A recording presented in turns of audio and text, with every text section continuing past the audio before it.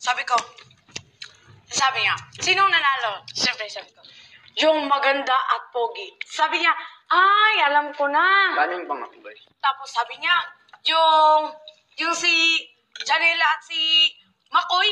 Sabi ko, hindi. Tapos marami siyang sinabi, Katniel, Liza, Soberano. Sabi ko, hindi. Tapos sabi ko, nasa harapan mo. Tapos sabi niya, yung mikropono, ayaw niya talagang sabihin. Mikropono. Kawawa.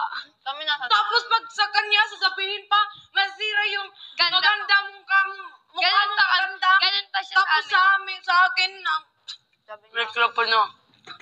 Maganda. Tapos maputi yung costume. Sabi niya, kamusta ka na ba hanggang sa amin? Diba? Lang naman. Ganun.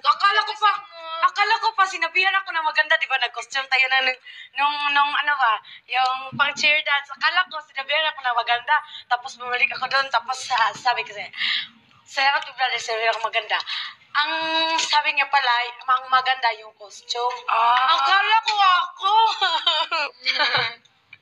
Ganyan talaga. Nakakalungkot ba? Oo naman. Pero kami, ang ganda naman ng gising mo, ganun. Tapos, ingatan mo yung magandang mukha. Tapos sa'yo, mali, kalma. Ganun si Big Brother. Mali, kalma. Ganun lang. Bit nga ni Big Brother. Sa'yo. Sweet din, sweet. Sexy yan, sexy daw. Sa'yo. Sabihin mo totoo. Sinabi mo sexy. Sige na. Palagay mo. Sexy, sinabi. Sabi niya sa akin, magandang araw. Sabi ko, magandang Ano araw ba? rin, kuya. May Bakit? araw ba? Oh, di ba? Parehas tayo. Sister talaga tayo. Bahala sila. Bakit ganun?